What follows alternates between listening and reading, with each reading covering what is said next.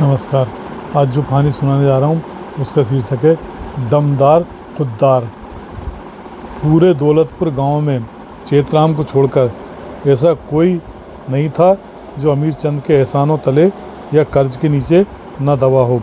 केवल चेतराम ही ऐसा था जिसने अमीर चंद से न कोई कर्ज लिया था न ही कोई एहसान। हालात ऐसे बने कि अमीर चंद को चेतराम का एहसान लेना पड़ा। हुआ यूँ कि अमीर चंद को जोड़ों के दर्द की बीमारी ने परेशान कर दिया था। उसने उसका हर संभव इलाज कराया पर उसे कोई लाभ नहीं हुआ। चेतराम के पास इसका अचूक देसी इलाज था जिसके लिए वो दूर दूर तक जाना पड़ता था। जाना जाता था। बड़ी संख्या में उसके पास मरीज आते और उसकी देसी दवा से ठीक होकर जाते। अमीर चंद नहीं चाहता था कि चेतराम का कोई एहसान हो लेकिन बीमारी ने उसे चेतराम के पास जाने को विवश कर दिया। चेतराम ने उससे जो देसी दवा दी उसके असर से उसकी बीमारी तो ठीक हो गई थी। चेतराम ने इसके बदले अमीर चंद को इससे 1 रुपया भी नहीं लिया था। ये अमीर चंद के लिए बड़ी बात थी। जिसके जवाब में अमीर चंद ने इतना ही कहा कि कभी रुपयों की ज़रूरत पड़े तो आ जाना, तुम्हें बिना ब्याज एवं जमानत के कर्ज दूंगा, जिसकी वसूली के लिए कभी तकाजा नहीं करूंगा। चेतराम मुस्कुराकर रह गया।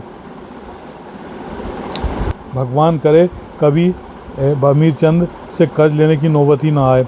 चेतराम के पास मात्र 5 एकड़ ज़मीन थी जिसमें वह अपने पारिवारिक गुजर बसर अच्छे से कर रहा था, जबकि कई 20 से 25 एकड़ ज़मीन वाले भी अमीर चंद के कर्ज के बोझ से दबे हुए थे। अमीर चंद ने लाख कोशिशों की चेतराम की ज़मीन और मकान पर कब्जा करने की, मगर कभी कामयाब नहीं हो पाया था। एक बार उसकी बेटी बीमार हुई। उसके इलाज में चेतराम की सारी जमा पूंजी खर्च हो गई थी। घर में 1 रुपया भी नहीं बचा था। चेतराम ने हार कर अमीर चंद के पास जाकर कर्ज लेने का इरादा कर लिया था। तभी उसे खबर लगी कि 2 दिन में ही बाज़ार में लहसुन का भाव 40 रुपये से बढ़कर 200 रुपये किलो हो गया था। चेतराम के पास लहसुन की 60 किलो वजन की 70 कट्टियाँ रखी हुई थी। लगभग 42 क्विंटल लहसुन उसके पास था। वो अपनी मोटरसाइकिल पर 2 कट्टी लहसुन से भरी रखकर मंडी में आ गया था। नीलामी में उसका लहसुन 29,000 रुपये में बिका था, जिसने उसकी सारी समस्या हल कर दी थी। जब लहसुन के भाव 300 हो गए तो उसने पूरी 78 कट्टी लहसुन की बेच दी थी। जो पैसा मिला उसका रिजर्व फंड बनाकर बैंक में जमा कर दिया था, जिससे उसको कभी अमीर चंद से कर्ज लेने की नौबत नहीं आई थी। दूसरी उपलब्धि के रूप में उसे जोड़ों के दर्द की देसी दवा एवं इलाज मिल गया था। एक बार दौलतपुर में एक भूखा साधु आया था। किसी ग्रामीण ने उसको खाना नहीं दिया था। चेतराम ही एकमात्र ऐसा था जिसने साधु को भोजन कराया था। तब साधु ने उससे खुश होकर जोड़ों के दर्द की देसी इलाज का इल्म चेतराम को दे दिया था।